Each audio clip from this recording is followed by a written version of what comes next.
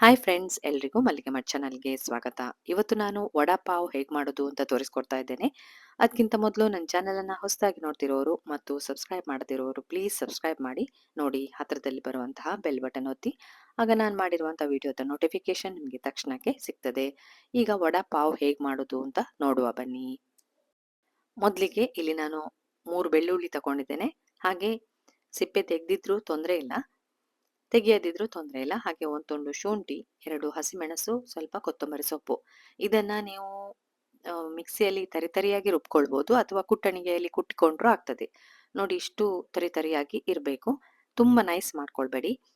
ಈಗ ಇದನ್ನ ಬದಿಗಿಡಿ. ನಂತರ ಒಂದು 4 ಆಲೂಗಡ್ಡೆಯನ್ನು ನಾನು ಬೇಯಿಸಿಟ್ಕೊಂಡಿದ್ದೇನೆ.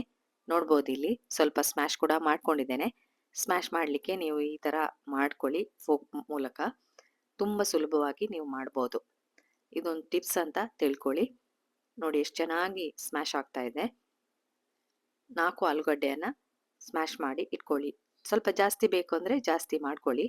ನಾನಿಲ್ಲಿ ಇಬ್ಬರಿಗೆ ತಕ್ಕ ಹಾಗೆ ಮಾಡ್ತಾ ಇದ್ದೇನೆ. ಎಲ್ಲವನ್ನ ಸ್ಮ್ಯಾಶ್ ಮಾಡ್ಕೊಂಡ್ಮೇಲೆ ಅದನ್ನು ಬದಿಗಿಡಿ. ನಂತರ ಒಂದು ಬಾಣಲೆ ತಗೊಳ್ಳಿ. ಬಾಣಲೆಗೆ ಸ್ವಲ್ಪ ಎಣ್ಣೆ ಹಾಕೊಳ್ಳಿ, ಒಂದು 2 ಸ್ಪೂನಷ್ಟು. ನಂತರ ಇದಕ್ಕೆ ಸ್ವಲ್ಪ ಅಂದರೆ 1 ಸ್ಪೂನಷ್ಟು ಜೀರಿಗೆ ಹಾಕಿ, 1 ಸ್ಪೂನಷ್ಟು ಸಾಸಿವೆಯನ್ನು ಕೂಡ ಹಾಕಿ.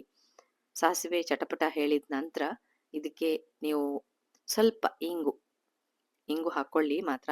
ಆಲೂಗಡ್ಡೆ ಗ್ಯಾಸ್ ಅಂತ ಹೇಳ್ತಾರೆ ನೋಡಿ, ಅದಕ್ಕೆ.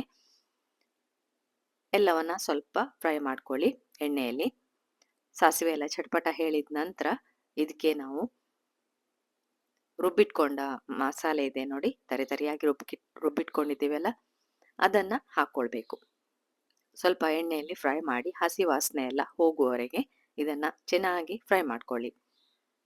ಒಳ್ಳೆ ಪರಿಮಳ ಕೂಡ ಬರ್ತದೆ ನೀವು ಫ್ರೈ ಮಾಡುವಾಗ.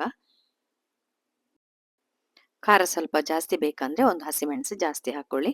ಹಾಗೆ ಸ್ವಲ್ಪ ಉಪ್ಪು ಕೂಡ ಹಾಕಿ ಮಿಕ್ಸ್ ಮಾಡ್ಕೊಳ್ಳಿ. ಎಲ್ಲವನ್ನ ಮಿಕ್ಸ್ ಮಾಡಿ ಇಟ್ಕೊಳ್ಳಿ. ಈಗ ಇದಕ್ಕೆ ನಾವು ಸ್ಮ್ಯಾಶ್ ಮಾಡಿ ಇಟ್ಕೊಂಡಿದ್ದೇವೆ ನೋಡಿ ಆಲೂಗಡ್ಡೆ, ಅದನ್ನು ಕೂಡ ಹಾಕ್ಕೊಳ್ಬೇಕು. ಎಲ್ಲ ಅಂದರೆ ನಿಮ್ಗೆ ಎಷ್ಟು ಬೇಕೋ ಅಷ್ಟು ಆಲೂಗಡ್ಡೆಯನ್ನು ಫಸ್ಟ್ ಹಾಕ್ಕೊಳ್ಳಿ, ನೋಡಿ ಹಾಕಿ. ಜಾಸ್ತಿ ಆದರೆ ಆಲೂಗಡ್ಡೆ ಬಾಯಿಗೆ ಸಿಗ್ತದೆ, ಖಾರ ಎಲ್ಲ ಕಡಿಮೆ ಆಗ್ತದೆ. ಅದಕ್ಕೆ ನೀವು ನೋಡ್ಕೊಂಡು ಹಾಕಿ. ಎಲ್ಲವನ್ನ ಮಿಕ್ಸ್ ಮಾಡಿ, ಮಸಾಲೆ ಮತ್ತು ಆಲೂಗಡ್ಡೆ ಎಲ್ಲ ಮಿಕ್ಸ್ ಆಗಬೇಕು. ವಡಾಪಾವು ಹೆಚ್ಚಾಗಿ ಮಹಾರಾಷ್ಟ್ರ, ಮುಂಬೈ ಕಡೆ ಎಲ್ಲ ಮಾಡ್ತಾರೆ. ಸಂಜೆ ಟೀ ಟೈಮ್ಗೆ ಇದು ತುಂಬ ಚೆನ್ನಾಗಿರ್ತದೆ. ಕೆಲವೊಮ್ಮೆ ನೀವು ಅಪರೂಪಕ್ಕೆ ನೀವು ಇದನ್ನು ಮಾಡ್ಕೊಳ್ಬೋದು. ತುಂಬ ಕಷ್ಟ ಏನಿಲ್ಲ, ಖಾಲಿ ಒಂದು ವಡಾ ಮಾಡೋದು ಮಾತ್ರ ಇರೋದು. ಮತ್ತು ಪಾವೆಲ್ಲ ನಿಮಗೆ ಅಂಗಡಿಯಲ್ಲಿ ರೆಡಿಮೇಡ್ ಸಿಗ್ತದೆ, ಮಾಡ್ಕೋಬೇಕಂತ ಇಲ್ಲ. ನೋಡಿ, ಒಳ್ಳೆ ಸ್ಮ್ಯಾಶ್ ಆಗಿದೆ. ಮಸಾಲೆ ಮತ್ತು ಆಲೂಗಡ್ಡೆ ಎಲ್ಲ ಮಿಕ್ಸ್ ಆಗಿದೆ. ಹೀಗೆ ಮಿಕ್ಸ್ ಆಗಬೇಕು. ಸ್ವಲ್ಪ ಉಪ್ಪು ನೋಡ್ಕೊಳ್ಳಿ, ಉಪ್ಪು ಬೇಕಾದರೆ ಹಾಕ್ಕೊಳ್ಬೋದು, ಬೇಡ ಅಂದರೆ ತೊಂದರೆನೇ ಇಲ್ಲ, ಚೆನ್ನಾಗಿ ಆಗ್ತದೆ ತಿನ್ನುವಾಗ. ಎಲ್ಲವನ್ನ ಮಿಕ್ಸ್ ಮಾಡಿ ಇಟ್ಕೊಳ್ಳಿ. ಈಗ ಎಲ್ಲವೂ ಮಿಕ್ಸ್ ಆಗಿದೆ. ಇದನ್ನು ತಣಿಲಿಕ್ಕೆ ಒಂದು ತಟ್ಟೆಯಲ್ಲಿ ಹಾಕಿಡಿ. ನಂತರ ನೀವು ಇದರ ಉಂಡೆಗಳನ್ನು ಮಾಡ್ಕೊಳ್ಬೇಕು. ಅಂದರೆ ನೀವು ಮೊದಲು ವಡಾ ಮಾಡ್ಕೊಳ್ಬೇಕು ನೋಡಿ, ಅದಕ್ಕೆ ನಾನಿಲ್ಲಿ ಪಾತ್ರೆಯಲ್ಲಿ ಹಾಕಿ ಇಟ್ಕೊಂಡಿದ್ದೇನೆ. ತಣ್ಣಗೆ ಕೂಡ ಆಗಿದೆ. ಈಗ ಕೈಗೆ ಸ್ವಲ್ಪ ಎಣ್ಣೆ ಉಜ್ಕೊಳ್ಳಿ. ಎಣ್ಣೆ ಬೇಡ ಅಂದರೆ ಸ್ವಲ್ಪ ನೀರು ಕೂಡ ಉಜ್ಕೊಂಡ್ರೆ ಆಗ್ತದೆ. ನಾನು ನೋಡಿ ಇಲ್ಲಿ ವಡಾ ಮಾಡ್ಕೊಳ್ತಾ ಇದ್ದೇನೆ, ಅಂದರೆ ಆಲೂಗಡ್ಡೆಯ ಉಂಡೆಗಳನ್ನು ಮಾಡ್ಕೊಳ್ತಾ ಇದ್ದೇನೆ. ಎಷ್ಟು ದೊಡ್ಡದು ಬೇಕಾದರೂ ಮಾಡಿ, ಚಪ್ಪಟೆ ಕೂಡ ಮಾಡ್ಕೋಬೋದು, ಈ ಥರ ಕೂಡ ಮಾಡ್ಕೊಳ್ಬೋದು ಉಂಡೆ ಥರ.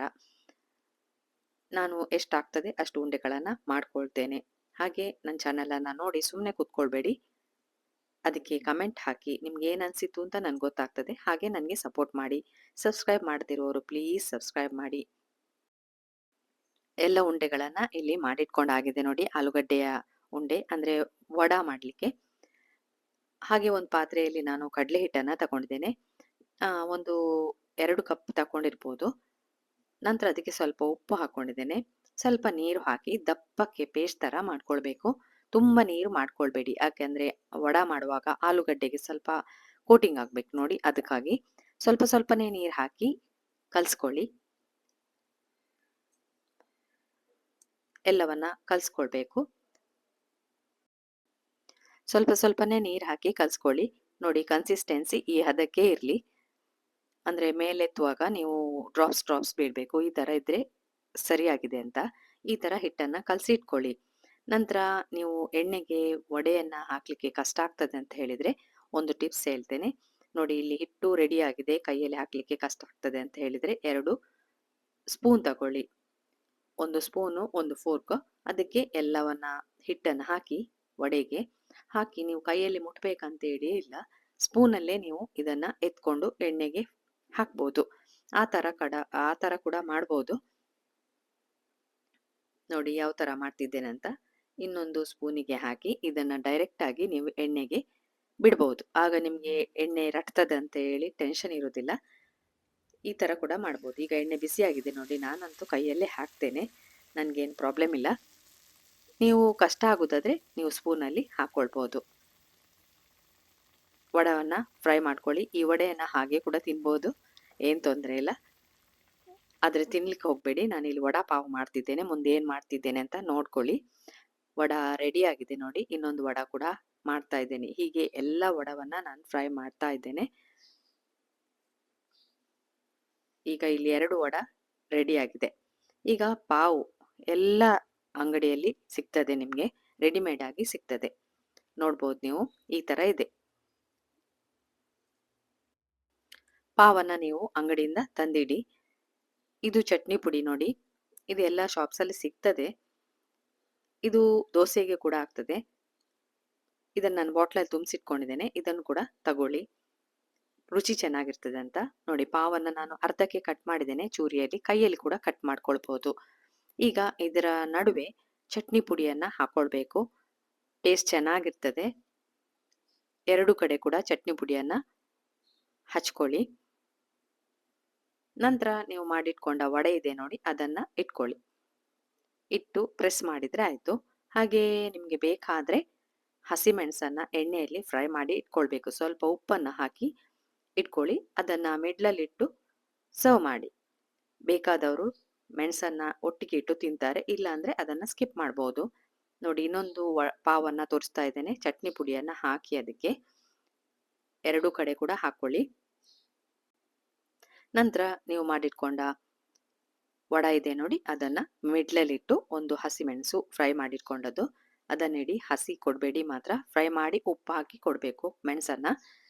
ಇಟ್ಟು ಇದನ್ನ ಪ್ಲೇಟಲ್ಲಿ ಸರ್ವ್ ಮಾಡಿ. ಹೇಗಿದೆ ನನ್ನ ವಡಾ ಪಾವು? ನೀವೊಮ್ಮೆ ಟ್ರೈ ಮಾಡಿ, ಹಾಗೆ ನನಗೆ ಕಮೆಂಟ್ ಬಾಕ್ಸಲ್ಲಿ ಹಾಕಿ ಹೇಗಿದೆ ಅಂತ. ನನಗೂ ಖುಷಿ ಆಗ್ತದೆ. ಬಿಸಿ ಬಿಸಿ ಚಹಾದೊಂದಿಗೆ ವಡಾ ಪಾವ್ ರೆಡಿ ಆಗಿದೆ. ಈಗ ಇದನ್ನ ನಾನು ಸರ್ವ್ ಮಾಡ್ತೇನೆ. ನೀವಂತೂ ಇದನ್ನ ಒಮ್ಮೆ ಟ್ರೈ ಮಾಡಿ. ಹಾಗೆ ಸಬ್ಸ್ಕ್ರೈಬ್ ಮಾಡದವರು ಪ್ಲೀಸ್ ಸಬ್ಸ್ಕ್ರೈಬ್ ಮಾಡಿ. ಎಲ್ರಿಗೂ ಇದನ್ನ ಶೇರ್ ಮಾಡಿ, ನಿಮ್ಮ ರಿಲೇಟಿವ್ಸ್ಗೂ ಫ್ರೆಂಡ್ಸ್ಗೂ, ಅವ್ರು ಕೂಡ ನೋಡ್ಲಿ, ಟ್ರೈ ಮಾಡ್ಲಿ. ವಡಾ ಪಾವ್ ರೆಸಿಪಿ ನೋಡಿದ್ರಲ್ಲ, ಇನ್ನು ನಿಮಗೆ ಹೊಸ ರೆಸಿಪಿಯೊಂದಿಗೆ ಸಿಗ್ತೇನೆ. ಪುರ್ಸೊತ್ ಮಾಡಿ ನೋಡಿದ್ದಕ್ಕೆ ಥ್ಯಾಂಕ್ ಯು.